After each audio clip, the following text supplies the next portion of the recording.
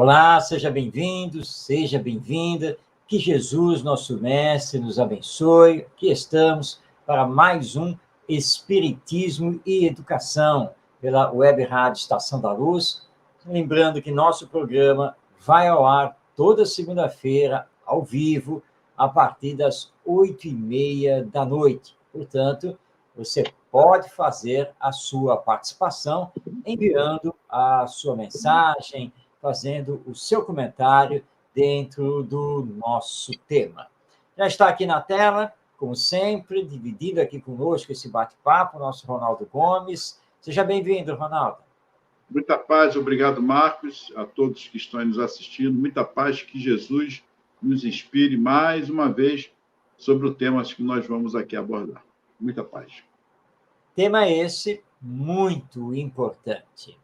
Recentemente saiu uma pesquisa realizada aqui no Brasil, mas, na verdade, o fenômeno é mundial, mas a pesquisa é especificamente brasileira, mostrando que houve um aumento potencial muito grande de suicídio, do autoextermínio entre os adolescentes. E aí, quando vimos a reportagem que trouxe a pesquisa, nós imediatamente pensamos, esse tema tem que ir para o programa Espiritismo e Educação, porque ele é muito importante, e o Espiritismo tem muito a dizer sobre essa questão do suicídio, as causas que levam ao suicídio, a prevenção e, claro, a questão das consequências de ordem espiritual. Então, este é o tema de hoje do nosso programa. Suicídio entre adolescentes. Por que isso está acontecendo? Quais são as suas causas? Quais são os remédios, os tratamentos? O que a educação tem a ver também com essa questão desse aumento significativo do suicídio entre os adolescentes? Então, tudo isso nós vamos passar a conversar hoje, não apenas hoje, mas também no nosso próximo programa. Pelo menos teremos 2 programas onde vamos abordar esse assunto. Ronaldo, a pesquisa realmente chamou bastante a atenção, né? E o Espiritismo tem um discurso, tem princípios que podem perfeitamente ser aplicados, e parece que os nossos adolescentes estão justamente sem um sentido maior para viver. Parece que eles estão muito desligados dessa questão da espiritualidade, e isso tem levado muitos deles à depressão, ideias materialistas, e por qualquer coisa acabam cometendo o suicídio, até por influência do meio, como, por exemplo, as redes sociais. É realmente um tema muito profundo, não é, Ronaldo? Profundo e oportuno. Ainda mais nós que somos educadores, estamos na lida aí com os jovens e adolescentes. E a pesquisa ela é bem oportuna, como você diz, profunda também, porque ela fala aqui na faixa etária entre 10 e 19 anos e aí por diante. Mas nós sabemos que a coisa já vem anterior a essa idade. É que com 10 a 19 anos já está no afloramento das depressões, que é o pontapé, que já é o início para o suicídio. E você disse bem aí, o Espiritismo contribui muito com isso, com a fé no futuro, a imortalidade da alma, com toda certeza. As religiões em si também podem ajudar e devem ajudar. Muito mais do que isso, a família. E aí nós temos que dar uma ênfase maior, porque é na família o principal porto seguro de qualquer ser humano. Quando nós perdemos essa referência familiar, nós praticamente estamos perdendo a nossa própria dignidade. Quando não há o diálogo, a educação dos limites, a observância dos sentimentos que está ali intrínseco entre todos os seus envolvidos, a falta daquele diálogo primordial, sem o autoritarismo, mas sem a autoridade moral. Todos esses aspectos, e muitos outros que nós vamos aqui conversar, Marcos, estão ligados a esse aspecto do amor, da moral e dessa formação do caráter. Então, a família, penso eu, é um ponto primordial. E aí nós vamos, como nós falamos aqui, são 2 programas que ainda é pouco, mas para que a gente possa dar uma síntese nesse pontapé. E eu até destaco aqui da família essa disponibilidade dos pais estarem mais com os filhos, emocionalmente. E daí deriva alguns pontos. Falo por experiência própria, onde eu vejo nas escolas, por onde trabalhei, essa falta realmente da família, principalmente quando os pais se separam, os filhos ficam perdidos. Então, você vê que são vários tópicos, é uma complexidade grande, mas está ligado ali na família, o não detectar o comportamento, às vezes, daquele adolescente, do jovem, que começa a não querer comer, um pouco agressivo, ou então muito apático, enfim, são vários sintomas que é normal até certo ponto passar por isso, mas já são sinais que se deve estar atento, principalmente, vou repetir, nós vamos encher a paciência de todos, a família, e ainda vamos chegar na escola também, mas a família, Marcos, penso eu, esse seio familiar, da sua religião, se é com espiritismo, se é evangélica, se é na Umbanda, não importa. Nós vamos focar aqui no aspecto da imortalidade da alma, é claro, na fé no futuro, mostrar o processo que leva a isso, o nada não existe. Então, são pontos que a gente vai levar dentro da doutrina espírita. A princípio, Marco, eu gostaria de entrar aí, porque ele fala aqui no aspecto entre 10 e 19 anos, mas eu já dei mais ou menos uma ideia onde nós vamos dar esse prosseguimento. A literatura espírita é muito rica com relação a essa questão sobre a vida, porque para falar do suicídio, nós precisamos falar sobre a vida, antes de mais nada. Como é que nós entendemos a vida? Por que estamos aqui? Qual é a nossa destinação? E o Espiritismo, justamente, vem nos dar ideais superiores de vida, vem nos dar explicações dos porquês dos acontecimentos que nos envolvem na existência humana, que sabemos nós, como espíritas, que é uma existência entre várias que já tivemos e que ainda teremos dentro desse percurso da evolução.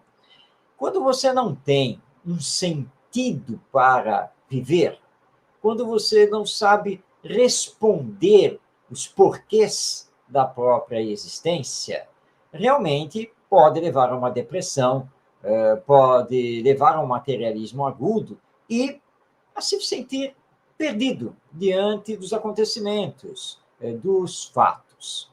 Eu vou mostrar aqui na tela um livro da literatura espírita, que é um livro muito importante, do André Trigueiro, ele mesmo, esse jornalista da Globo, né, que veio famoso. O André Trigueiro é espírita, e ele lançou este livro aqui, né? Viver é a melhor opção. Nesse livro, na parte final, né, o último capítulo, ele dedica justamente à visão espírita sobre a vida. Ele inicia com uma fala de Allan Kardec, que está no livro O Céu e o Inferno. E essa fala de Kardec é muito importante. Então, colocando entre aspas, eu vou ler aqui palavras de Allan Kardec, o codificador do Espiritismo. Então, ele diz aqui: em regra, o homem não tem o direito de dispor da vida. Por isso que esta lhe foi dada visando deveres a cumprir na terra. Razão bastante para que não a abrevie voluntariamente sob pretexto algum. Mas, ao homem, visto que tem livre arbítrio, ninguém impede a infração a esta lei. Sujeita-se, porém, às suas consequências. Bem, esta é a visão espírita, ou seja, que a vida pertence a Deus, que nos concede nesta existência para que possamos dar continuidade ao nosso progresso, à nossa evolução. Mas esta existência está ligada às existências passadas, às existências anteriores. Como lembra o espírito Joana de Ângeles, somos construtores de nós mesmos, e usando o livre-arbítrio que Kardec lembra aqui. Então, qual é a regra da lei divina? Como a vida não nos pertence, e sim a Deus, nós não podemos nos tirar a vida. Mas Deus nos entregou o livre-arbítrio. Então, não nos impede de tirar a vida, de fazer o autoextermínio. Mas isso significa ferir a lei divina. E, portanto, aquele que comete o suicídio tem que arcar com as consequências desse ato. Mas aí alguém vai lembrar, mas vai arcar com as consequências no depois da morte. Ah, então, qual é o problema? Depois da morte é depois da morte. Depois da morte vai se conversar sobre isso. Não, não é bem assim, porque existem as consequências no aqui e agora. Porque o suicídio atinge os familiares, atinge os amigos, atinge a sociedade, tanto que vários alertas estão sendo dados. E aí nós vamos nas causas e percebemos que muitas delas estão justamente nessa falta de sentido de viver. E aí, Ronaldo, estava aqui fazendo uma pesquisa, garimpando aqui a literatura, e aí lembrei de um livro que não podia faltar aqui, que nós tínhamos que trazer, que é o livro Suicídio e Suas Consequências, do Gerson Simões Monteiro. Nesse livro, o Gerson tem um capítulo que se chama Terapia contra o Suicídio. Eu não vou ler o capítulo, mas ele retrata aqui uma comunicação espiritual dada pelo espírito Hilda através do Chico Xavier, e essa comunicação está no livro Vozes do Grande Além. Hilda é um espírito que cometeu o suicídio, quando aqui em vida, por desilusão amorosa. A famosa desilusão amorosa, né? Perdeu lá o namorado noivo e achou que não tinha mais razão para viver e acabou cometendo o suicídio. Ela relata, então, o sofrimento dela, as consequências dela do mundo espiritual, e eu vou destacar apenas um trecho aqui, porque no final da mensagem, a Hilda, esse espírito, ela diz, então, o que nós precisamos fazer para evitar o suicídio. E esta aqui é uma mensagem aos pais e também aos jovens. Prestem atenção no que esse espírito fala. Eu vou abrir aspas aqui. Cumpramos nossas obrigações. Visitemos o amigo enfermo. Atendamos a criança desventurada. Procuremos a boa execução de nossas tarefas. Busquemos o convívio do livro nobre. Tenhamos a conversação robusta e edificante.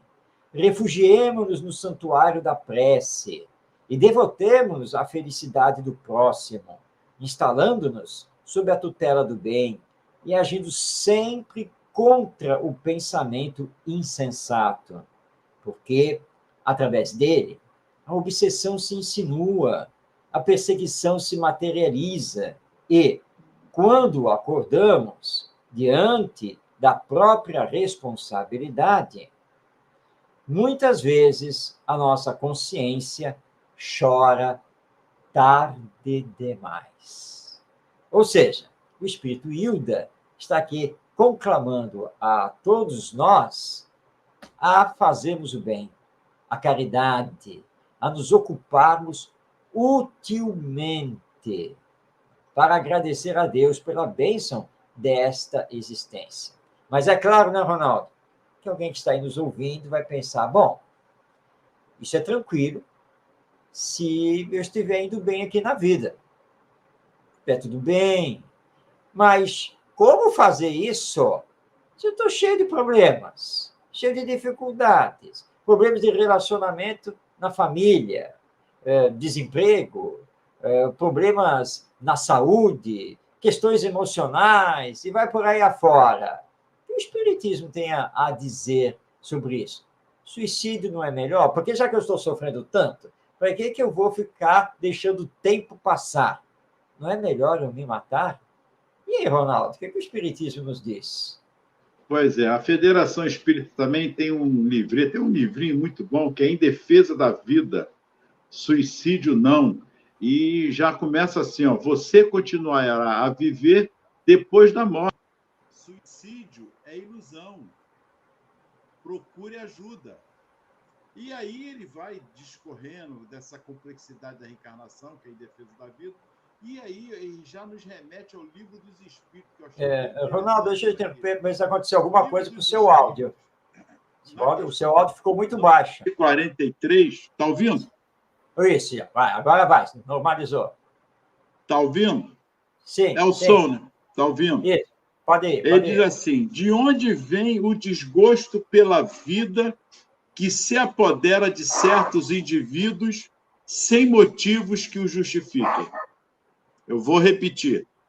Questão 943. De onde vem o desgosto pela vida que se apodera de certos indivíduos sem motivos que o justifiquem? E olha a resposta dos espíritos. Efeito da ociosidade, da falta de fé e, muitas vezes, da saciedade. Para aquele que exerce suas faculdades com fim útil e de acordo com as suas aptidões naturais, o trabalho nada tem de árido e a vida se escoa com mais rapidez. Suporta as suas vicissitudes com tanto mais paciência e resignação, quanto mais age, tendo em vista a felicidade mais sólida e mais durável que o espera. E aí, Marcos, eu gostaria que você fizesse comentário, porque eu ia partir para outro. Mas olha só, para ir respondendo o que os espíritos já estão nos colocando aí, desse efeito da ociosidade, o nada, ficar parado, mente vazia, e por aí vai. Pois é, então a resposta do Espiritismo, quanto à questão de se matar para acabar com o sofrimento, é que, na verdade, o sofrimento não vai acabar. Ele vai mudar de posição. Sai aqui da matéria, né, do mundo físico, mas vai para o mundo espiritual. Porque a morte não existe. Então, isso é muito importante para todos os pais, para todos os jovens entenderem isso. Nós, espíritas, consideramos que somos almas imortais, ou espíritos imortais, e que, portanto, não morremos. O que morre é o corpo orgânico. Este corpo é apenas uma vestimenta. O corpo não sou eu. Eu não sou o corpo. Eu sou o espírito ou alma. Então, se eu estou sofrendo aqui e procuro abreviar a minha vida pelo suicídio, pelo autoextermínio, eu apenas estou transferindo as minhas dores, meus sofrimentos, meus problemas para o mundo espiritual, para onde eu vou.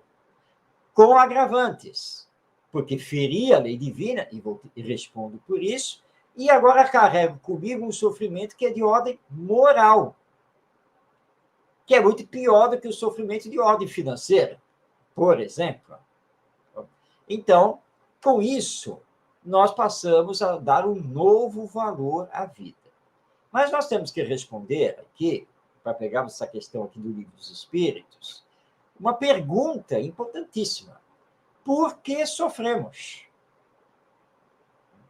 Que muita gente vai para o autoextermínio porque não aguenta mais sofrer. Acontece, como nós já falamos aqui no início, que esta nossa existência está ligada às existências passadas. Então, é da lei divina que nós tenhamos sempre que assumir as consequências do uso que fazemos do livre-arbítrio. Ou seja, assumir as consequências das nossas escolhas. É muito simples isso, né? E isso, às vezes, vai se acumulando. É o que vai acontecendo. Você tem uma parede na sua frente e você tem duas escolhas a fazer. A primeira, contornar a parede, né? Sair pelo lado. A segunda, tentar atravessar a parede batendo contra ela. E você resolve fazer a segunda escolha e você vai de encontro à parede. E é de encontro mesmo. E vai se ferir, e vai se machucar, e vai doer. Apesar de ter passado por essa experiência, que indica que você precisa contornar essa parede, você volta, olha para ela, não, eu não fui com a força necessária. Foi por isso que eu acabei me machucando. Se eu for com mais ímpeto, com mais força, eu consigo quebrar essa parede e atravessar. E aí você, usando o livre-arbítrio, pela segunda vez, lá vai você contra a parede. Com mais força, né? Correndo mais rápido, se jogando contra a parede. O que vai acontecer? Você vai se machucar pior do que da primeira vez. Então as consequências serão extremamente dolorosas. E aí, como se diz, assim, bom, eu acho que agora ele aprendeu a lição, né? Não vai repetir isso outra vez. Ele sai do hospital e lá está a parede. Bom, ele já teve 2 experiências. Ele sabe que se atirar contra a parede é muito ruim. Então, naturalmente, agora é contornar a parede. Mas ele olha e diz, não, essa parede não vai me vencer. Aí é o orgulho. Essa parede não vai me vencer? Não, eu é que tenho que vencer essa parede. Mas tudo bem, eu não vou me jogar contra ela, não. Mas eu sou mais do que essa parede e eu vou pular. Eu vou por cima dela, vai ver. Mas ele não vai pegar uma escada, não. Ele acha que ele pode com essa parede e ele vai ser mais que essa parede e lá vai ele. A parede tem uns 3 metros de altura. O que vai acontecer? Ele não vai conseguir. E vai se acidentar feio de novo. Então, 3 vezes em que ele foi teimoso, orgulhoso, e acabou se machucando. Ele assume as consequências da escolha. Porque o caminho está lá, ó. Tem um caminho aqui, ó, bem do lado aqui, ó, que contorna a parede. Era só pegar o caminho. Então, nós não temos que nos queixar de Deus. Achar que Deus está nos castigando, que esta vida é só para sofrer. Não, não é. Tá? Mas depende do uso do livre-arbítrio. E aí entra nessa questão 943 do Livro dos Espíritos, que você trouxe, Ronaldo. Eles colocam aqui, bom, porque a pessoa, muitas vezes, tem um desgosto pela vida, resolve desistir de viver. Eles dão, então, algumas causas. A primeira, ociosidade. É quando você não está fazendo nada, fica dentro de casa ou na praça, não se ocupa, nada. É claro que as teias de aranha começam a tomar conta de você. Você não tem objetivo nenhum, não tem nada a alcançar, né? E você entra naquele lema, né, de deixar que a vida lhe leve. Essa ociosidade pode gerar a depressão, o desgosto pela vida e que pode chegar ao suicídio. A outra causa é a falta de fé. E aí entra o caso aqui da religião, que é tão importante, que você bem lembrou. Nós, espíritas, pelo menos em tese, temos uma fé mais forte, porque é uma fé raciocinada, não é uma fé dogmática, mística. Mas mesmo que seja, essa fé é importante, porque essa fé lhe dá esperança e mantém a sua perseverança no viver, mesmo que você não saiba responder os porquês. E terceira causa, a saciedade.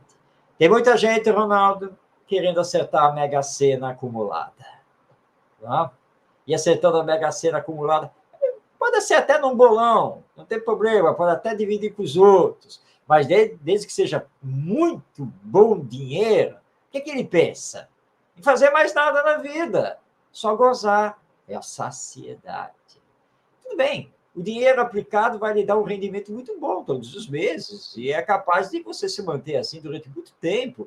Viaja para cá, viaja para lá, compra isso, compra aquilo, melhora de vida, materialmente falando, tudo bem. Mas chega uma hora, né, Ronaldo, que você olha para a sua casa, que é a casa, né, e você começa a ver, bom, eu preciso de uma nova Smart TV. Não, não preciso. Aliás, eu tenho Smart TV em todos os cômodos da casa. Não preciso. Acho que eu preciso de um computador novo. Não, não, eu estou com um de última geração. A cozinha. A cozinha. Acho que eu preciso comprar uma air fry, ou não sei o quê. Não, não, eu já tenho tudo do bom e do melhor. Né? Eu vou viajar. Viajar para onde? Eu já fui para a Europa, eu já fui para a Ásia, eu já explorei a América Latina, boa parte do Brasil. Eu acho que... Ou seja, né, essa saciedade você já tem de tudo. E aí você não tem outros objetivos de vida, isso pode levar você à depressão, sim. E pode levar a esse desgosto da vida e o suicídio. Perfeito, Marcos. E aí, com essas abordagens todas, vamos aqui ao jovem. Aí é que entra agora. O jovem, a ociosidade, a falta de fé e a saciedade do jovem. Eu vejo na escola, por exemplo, conversava com muitos, tinha uma que via com casaco, se cortava, detectamos, chamamos a família e tal, que é justamente tudo que nós estamos aqui abordando. Mas o jovem, a criança, o adolescente ali, ele está um tanto perdido, porque a família em si também está ausente para os detalhes desse desenvolvimento que está ali nele, desse crescimento. O pai ou a mãe não tem tempo, ou quando tem tempo, mas é mais para eles do que para o próprio filho. Ou, às vezes, até sai, vai com o filho, vai para a lanchonete, vai passear. Tá, nós estamos abordando aqui, de repente, a família aí, nível médio para cima, né? Poder aquisitivo bom.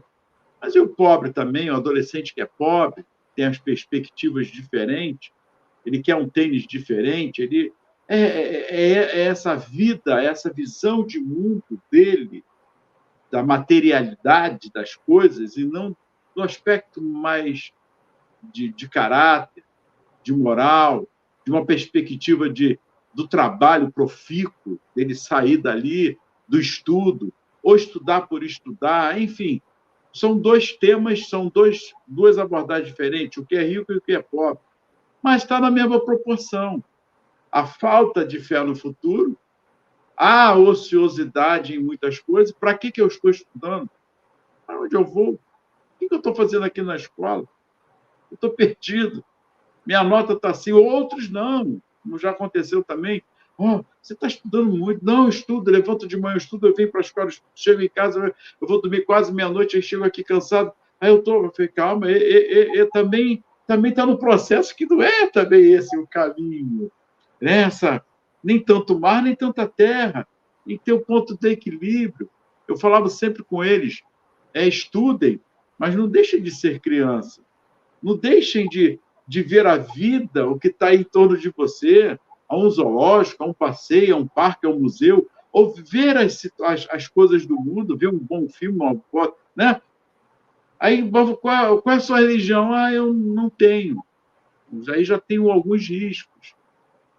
E quando tem também, eu vou repetir, seja de qualquer religião for, mesmo que seja no espiritismo, nada de fanatismo, nada de radicalização, é estudar, é rever os seus próprios conceitos familiares com o seu filho, com a sua família, mas sem forçar a barra.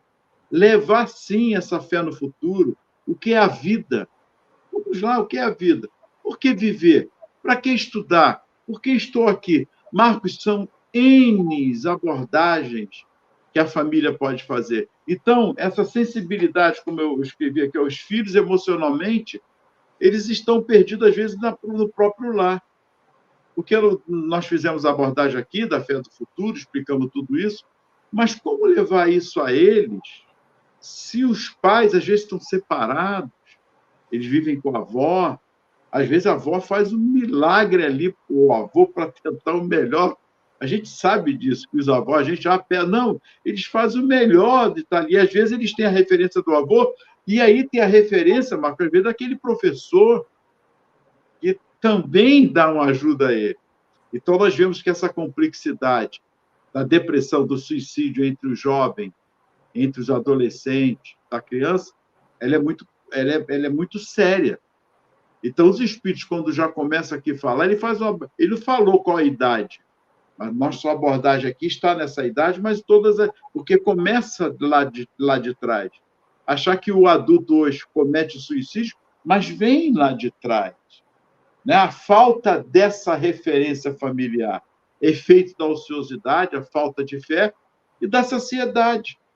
Eu já tenho tudo, eu moro sozinho. Tá, quantos aí tem Tem estudo sobre isso. Moram sozinhos, mas a referência da família ele perdeu. Então, Marcos, eu gostaria de nós abordarmos aqui tudo que nós conversamos, mas agora o jovem que está aqui perdido, tentando se encontrar em todos os seus aspectos. O nosso foco realmente tem que ser a família. Você estava falando, Ronaldo, e eu estava lembrando aqui de um caso que aconteceu com um psicólogo, que ele era especializado em trabalhar com crianças e adolescentes, e ele recebeu no seu consultório um pai com seu filho. O filho tinha aí na faixa assim, dos 10 anos, mais ou menos. Primeiro ele ouviu o pai, para entender o caso, e depois ele foi dialogar com o garoto. E a primeira coisa que o garoto disse ao psicólogo foi o seguinte: eu sou o pior filho do mundo. E isso é muito profundo, é forte. Eu sou o pior filho do mundo. E o psicólogo, então, por que você acha isso, que você é o pior filho do mundo? Meus pais são separados. Tá? Toda vez que eu estou com meu pai, ele só me critica, só cobra, só fica dizendo que se eu continuar do jeito que eu estou, que eu não vou ser isso, que eu não vou ser aquilo, né? E aí fica jogando a culpa na minha mãe. Mas aí quando eu volto para casa com a minha mãe, e a minha mãe só fala mal do meu pai e só fica dizendo que eu gosto mais dele do que dela, que eu não presto, que eu não vou bem na escola por causa disso e daquilo. E lá na escola, sabe o que acontece? Lá na escola, as professoras não estão nem aí comigo. Tá? E como as minhas notas estão baixas, estou cansado de ouvir: olha, se você continuar assim, você não vai ser nada na vida. Você não vai conseguir passar de ano, você não vai se formar, você não vai ter uma profissão, você é isso, você é aquilo. Então, sabe, eu já cheguei a essa conclusão. Eu sou o pior filho do mundo. Porque a mamãe tem todas as reclamações possíveis sobre mim. Papai tem todas as reclamações sobre mim. E as professoras também. Então, fazer mais o quê, né? Não tem mais nada para fazer na vida. E o psicólogo se alarmou. Se alarmou porque ele estava dentro de um caso que já estava começando a caminhar para o pensamento suicida. E aí você lembrou bem, Ronaldo, os pais precisam emocionalmente estar com os filhos, independente da separação do casal. Nós podemos não conseguir sustentar a relação e chegarmos à conclusão que é melhor rompê-la, ok? Divórcio, separação, e que cada um siga a sua vida. Mas os filhos são filhos. Isso não pode ser esquecido. Você continua sendo pai. Você continua sendo mãe. Isso não mudou. Mudou a estrutura familiar por causa da separação. Mas o papel de pai, o papel de mãe, isso não pode mudar. E os pais têm que entender que, no caso de uma separação, ou quando não há separação, mas dentro do lar tem muita briga, muita discussão, né? Nem sempre há um entendimento mais harmonioso. Isso afeta a criança, afeta o jovem. Nem sempre ele sabe lidar com isso, nem sempre ele tem a estrutura emocional, espiritual, para conseguir lidar com mais equilíbrio com essa situação, ainda mais quando os pais se fecham nos seus próprios mundos. Então, os pais têm que tomar muito cuidado, porque quando a criança e o jovem não sentem apoio dentro do lar, eles começam a se perder.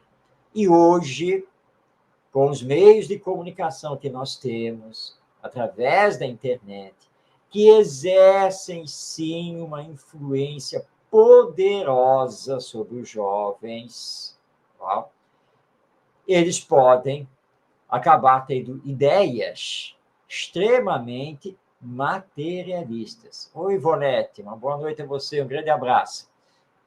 E, com isso, influenciados, por pessoas, por influenciadores digitais materialistas, que pregam aí contra a vida, eles podem, sim, partir para a mutilação e acabar chegando ao suicídio.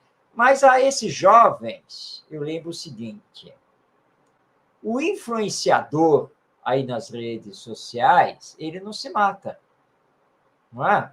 Ele prega contra a vida, ele prega a favor do autoextermínio, né? Ele inocula um monte de ideias para levar este e aquele a se matar, mas ele mesmo não se mata, não é mesmo? Ele preserva a sua vida. Então, meu jovem, você que está aí nos ouvindo, pense muito nisso. Lembre-se da realidade da alma que nós somos, que a vida vai continuar depois da morte. É muito melhor você enfrentar os problemas, enfrentar as dificuldades, enfrentar os desafios com confiança em Deus, porque nada nos acontece por acaso.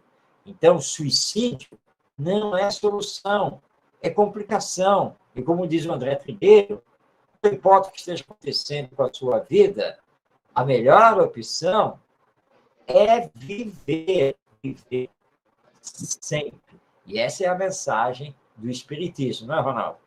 Perfeito. Eu, na pesquisa que fiz aqui, agora, dia 13 de março de 2024, olha, é Ana Marina Briceno, é chilena. O BBC, a BBC News daqui do Brasil, faz uma pergunta a ela, né? Se fala também que esta é uma geração deprimida, com cada vez mais uso de antidepressivos e frequências de terapias. Olha só. E ela fala, realmente, as medicações e tal acabam ocasionando várias situações. Ela faz essa colocação. Então, ela diz aqui, ó. Ela coloca aqui. Está ouvindo? Sim. Está ouvindo? Ela fala assim, vou só sintetizar, ela diz assim, além disso, criou-se o foco em uma falsa felicidade, em que se dá aos filhos tudo o que eles pedem, para não frustrá-los, fazendo com que não tenham ferramentas para lidar com as frustrações. Olha só, ele tem tudo. Uhum. E isso não precisa ser rico, ser pobre, não. A gente sabe que funciona da mesma maneira. E ela diz, então a criação mudou?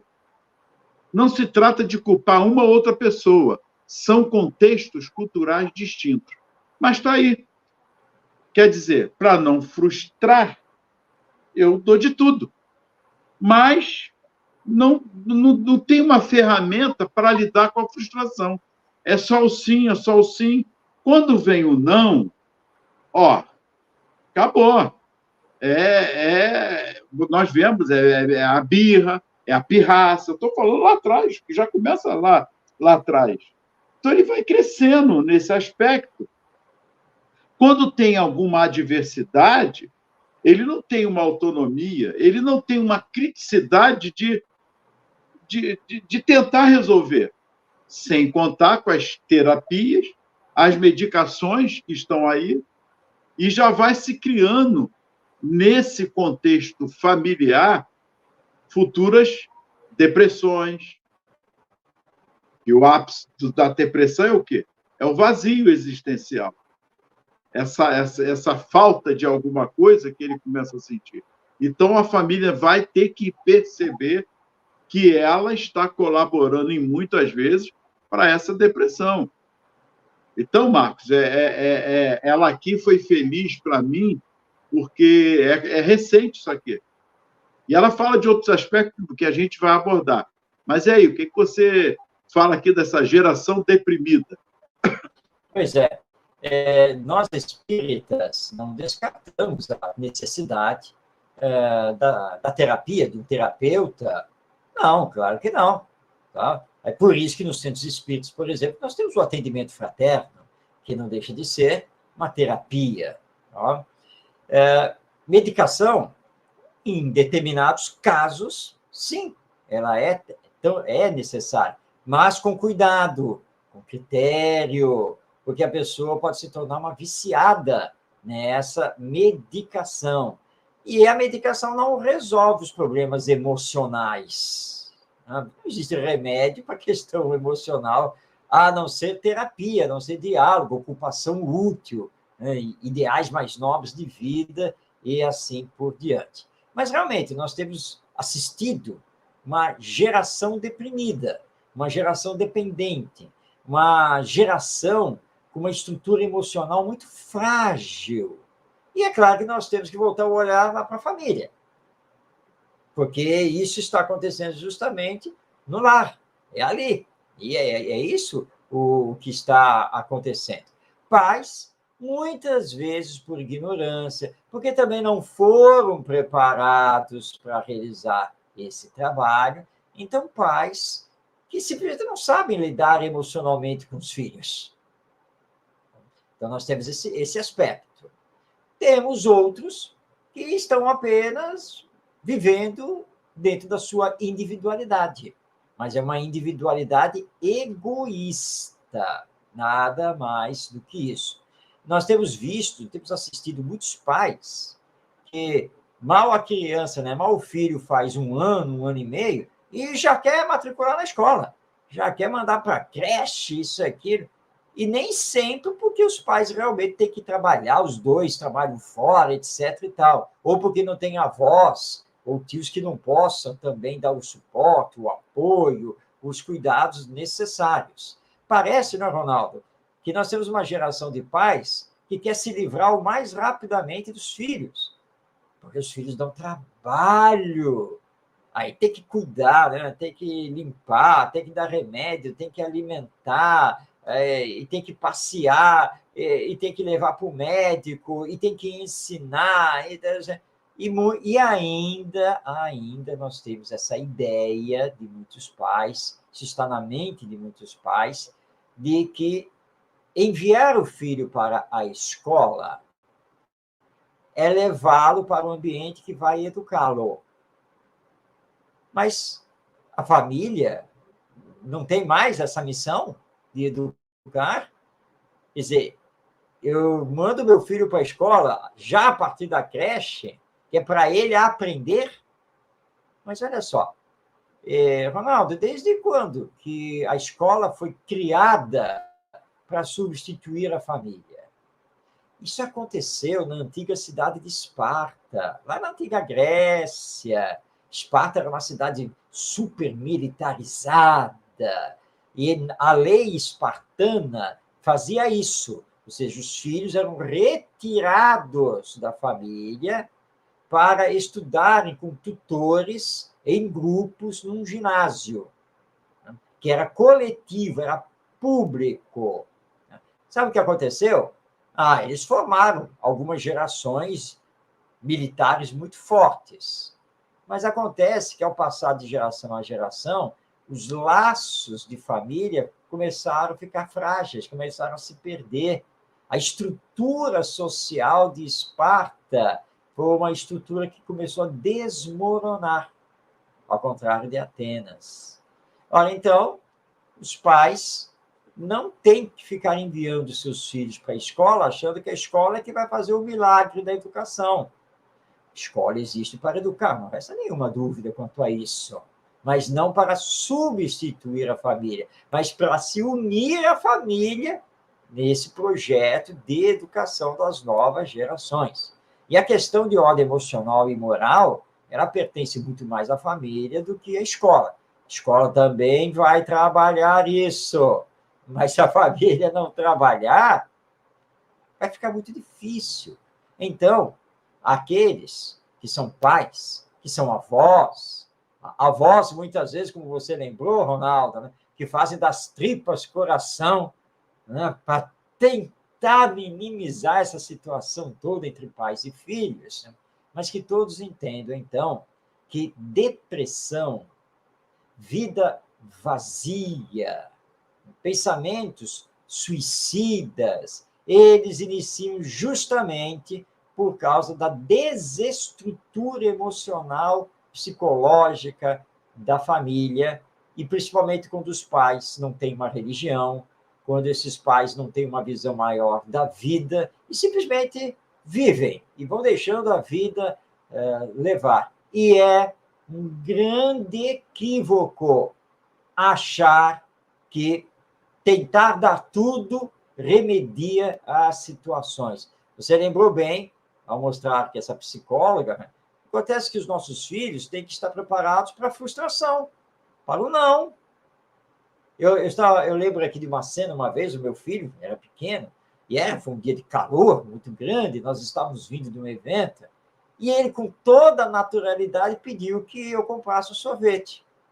Nada mais justo. Só que eu não estava com dinheiro. Então, eu falei para ele, olha, filho, papai não vai poder comprar um sorvete para você, tá? Porque o papai está sem dinheiro aqui agora. Mas, quando chegarmos em casa, nós vamos tomar aquele banho fresquinho, gostoso, vamos fazer um suco geladinho. Tá? Mas ele era criança e é claro que ele bateu o pé que ele queria o sorvete.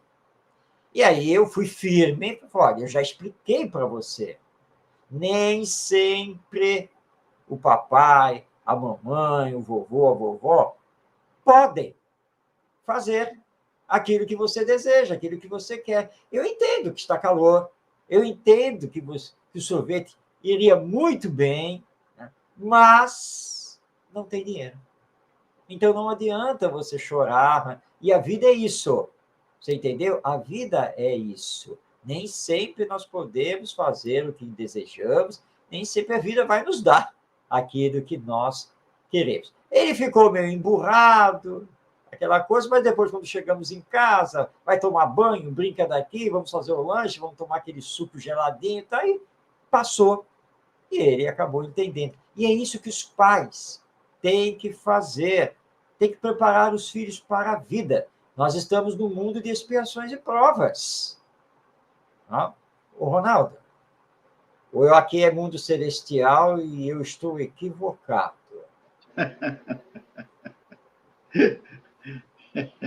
Marcos, olha, você vê como nós já fizemos várias abordagens aqui, mas assim, destacando os principais, a importância da família, da religião. Quando falamos em família, falamos como a família, como os pais estão levando essa educação. Né?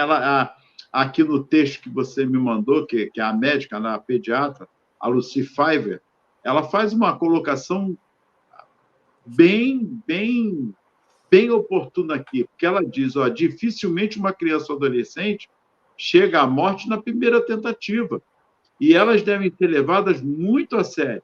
Então, dá aqueles sinais, ou que falam, né, que vai fazer ou deixa de fazer, estou desgostoso da vida. Quer dizer, são falas e sinais que precisamos estar atentos, seja na família, na escola, com os amigos. Às vezes, o distanciamento dos amigos, não querer mais sair, como ela diz aqui. Então, ela diz assim, na avaliação da especialista, muitas famílias consideram esses episódios como algo que a criança ou o jovem fez para chamar a atenção. Aí é que está o erro, Marcos. Eu gostaria de focar aí, porque realmente nós sabemos disso, Marcos, nós já viajamos por esse Brasil. Isso é fase. É uma fase que passa, não vai acontecer nada. E ela coloca, de modo geral, são cometidas 2 ou 3 tentativas até que elas consigam chegar à morte. Mas é uma fase, isso foi uma fase. Marcos, isso aí não acontece, não é lá demais. Brigou com o namorado, acabou, aí daqui a pouco esquece. E aí acaba vindo a segunda, a terceira e a quarta tentativa. Então, Marcos, ela aqui, para mim, também foi muito feliz, né? Que ela diz que as meninas são as que mais tentam o suicídio. Olha que interessante. Enquanto os meninos, por ser homem, né, aquela coisa, o fazem de forma mais eficiente e com agressividade direta. Olha aí. Os pais responsáveis, médicos e profissionais que trabalham com a população pediátrica devem estar atentos aos primeiros sinais, porque isso vem já de algum tempo. Olha, nós voltando na infância, lá atrás, nas birras, se jogando no chão, porque pediu para pegar aquilo, não quer arrumar, e a gente vai deixando. Mas aí vem a palavrinha mágica, como ela colocou aqui. Isso é apenas uma fase. mas a fase não acaba.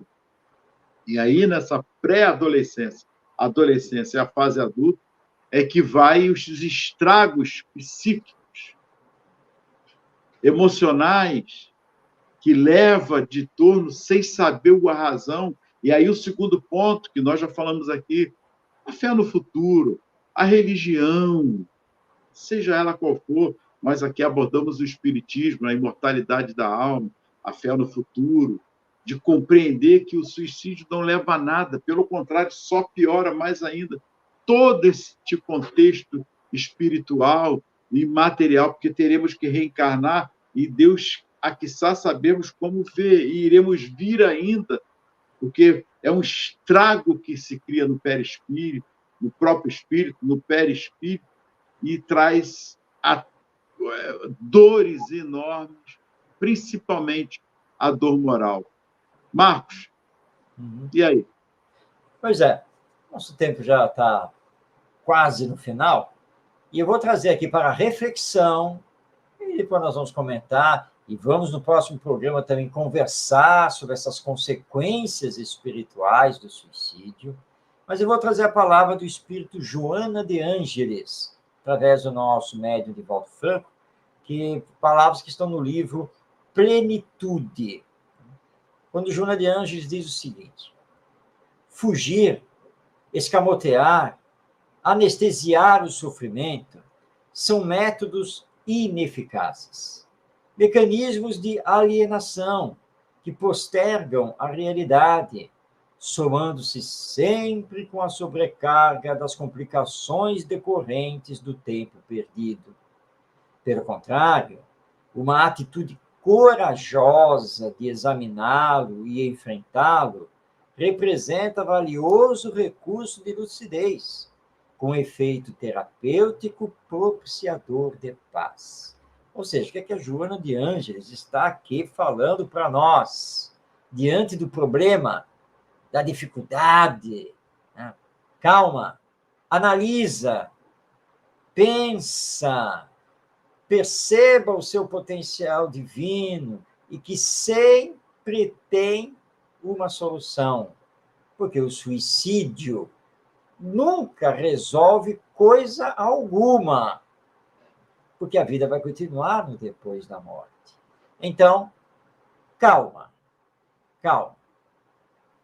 Tudo passa na vida, menos a misericórdia de Deus sobre nós. Pensemos profundamente nisso, porque isso é muito importante nessa luta que estamos fazendo contra o suicídio, sempre a favor da vida. Não é, Ronaldo? E aí eu lembro do Gerson Simões: procure ajuda. Não acha que vai resolver sozinho. Nunca vamos resolver sozinho. Procure sempre ajuda. Eu lembro sempre disso, ele falava isso. Procure ajuda. Está com algum problema? Procure ajuda. Procure sim. Sozinho não vamos conseguir. Bom, estamos aí, Marcos. Que Jesus nos abençoe, que semana que vem vamos dar continuidade ao tema. Vem muito mais coisas aí. Que Jesus nos abençoe. É uma palavrinha aqui do mestre, né? O pensamento de Jesus e seu exemplo. No mundo tereis aflições, mas não vos preocupeis.